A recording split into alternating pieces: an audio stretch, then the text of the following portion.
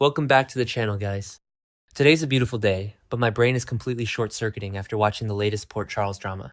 Grab your strongest cup of coffee, settle in, and let's get ready to scream together, because we need to talk, vent, and absolutely lose our minds over what is happening on our screens right now.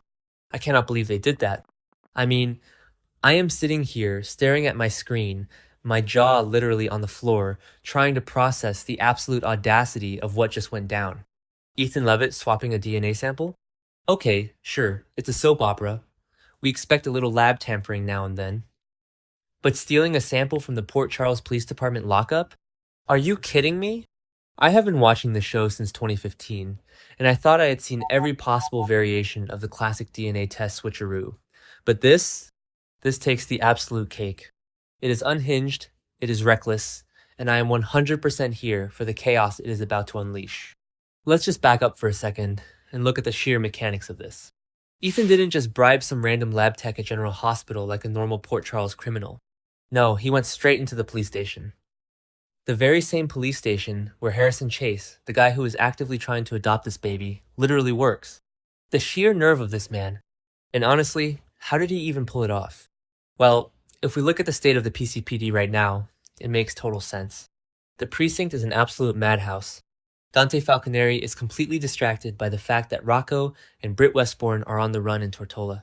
Detective Joe Fitzpatrick is running around dealing with Jen Sidwell, who just shot Lucas Jones twice in the chest. And Chase? Chase is busy arresting his own grandmother-in-law, Tracy Quartermain, because Willow Kane decided to fake a drowning stunt in a 2-foot fountain. The cops are looking everywhere except their own evidence room, making it the perfect time for Ethan to pull off the heist of the century. But guys, we have to talk about the why. Why is Ethan doing this? My brain is melting trying to figure out his endgame here. We know Ethan has been begging Alexis Davis to keep the adoption records sealed. He wants Brooklyn and Chase to adopt baby Phoebe, and he wants his name buried forever. But why fake the DNA test? Let's break down the motives, because I feel like I'm losing my mind trying to connect these dots. Scenario A, Ethan is the biological father, but he wants to prove he isn't. Why? Maybe he thinks his chaotic criminal past is too dangerous for a little girl, and he wants to completely erase his legal ties to her so Brooke, Lynn, and Chase can have a clean slate. But wait, I'm getting ahead of myself. That doesn't actually make legal sense. If Brooke, Lynn, and Chase want to adopt this abandoned half-orphan tot, they need proof that the biological father consents to it. So if Ethan proves he isn't the dad, he can't sign off on the adoption. The courts would go looking for the real father.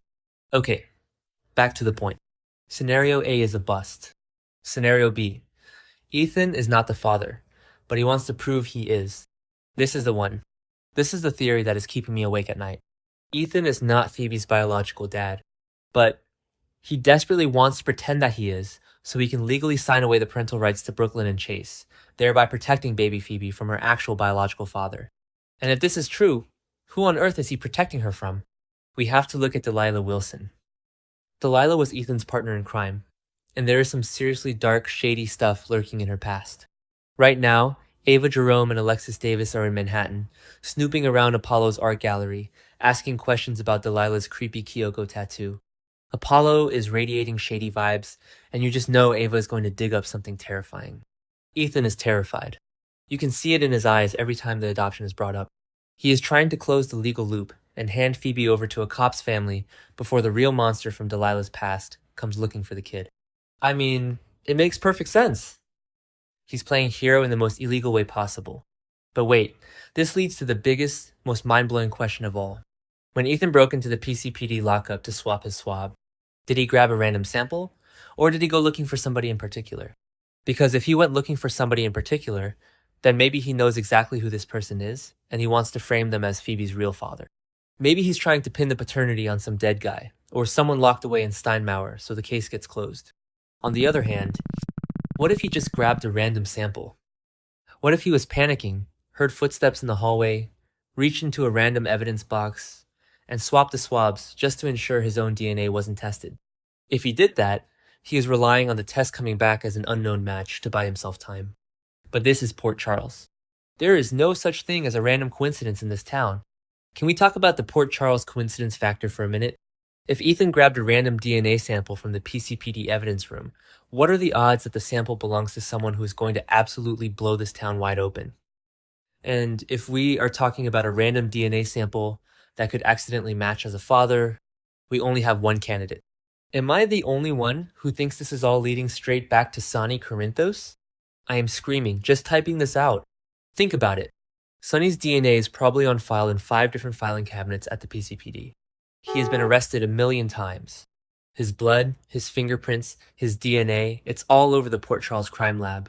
And let's be real, Sonny fathers the majority of the children in this town anyway. What if Ethan is in for one heck of a surprise? What if the DNA test comes back, and instead of just saying not Ethan, it pings a match in the system and says Sonny Corinthos is the father? I know some people are going to say I'm reaching, but personally, I think this would be the greatest soap twist of the decade. Imagine the absolute fallout. Sonny is currently holding Pascal hostage in a coffee warehouse, trying to take down Jen Sidwell alongside Laura and Lucas. He is still grieving the loss of Sam McCall. He is about to get blindsided by the fact that Christina is moving to California for medical school at UCLA. His family is fracturing. And now, boom, a brand new baby drops into his lap because Ethan Lovett decided to play mad scientist in a police evidence room? And how would Brooke Lynn and Chase react? I am so stressed for them. Brooke Lynn is already hanging on by a thread. She is carrying the massive guilt of the hit-and-run car crash that Michael Corinthos is currently using to set up his cheating trap. She is stressing over the Curtis and Isaiah fight that ruined Portia's baby shower. Tracy is breathing down her neck, threatening to expose all her secrets. And Chase? Chase is blindly defending Willow, arresting his own family members, and dealing with Michael trying to ruin his marriage. All Brooke Lynn and Chase want is to adopt this sweet little baby and build a family. If Chase finds out the baby he is trying to adopt is a Corinthos, and that Ethan broke into his own precinct to fake the test, the marriage might actually implode. Plus, let's not forget what Alexis told Ethan. She warned him. She sat right across from him and told him that in Port Charles, secrets always come out. Sealed records mean absolutely nothing. A judge can unseal them tomorrow. Ethan is playing a ridiculously dangerous game. He thinks he's being clever, but he is leaving a trail of breadcrumbs that someone is going to follow. And that someone is probably going to be Ava Jerome.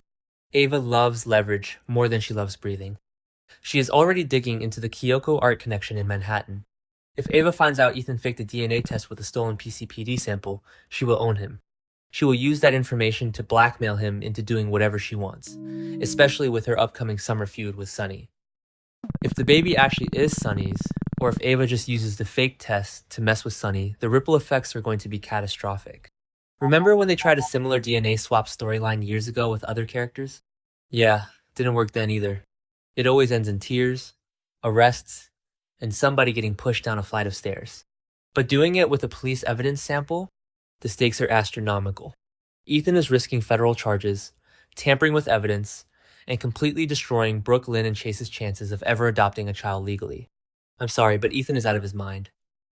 I love the character, I really do, but he is a walking disaster zone. He rolls into town, drops a baby in Brooke Lynn's lap, refuses to give straight answers, and now he's breaking into police stations? Make it make sense.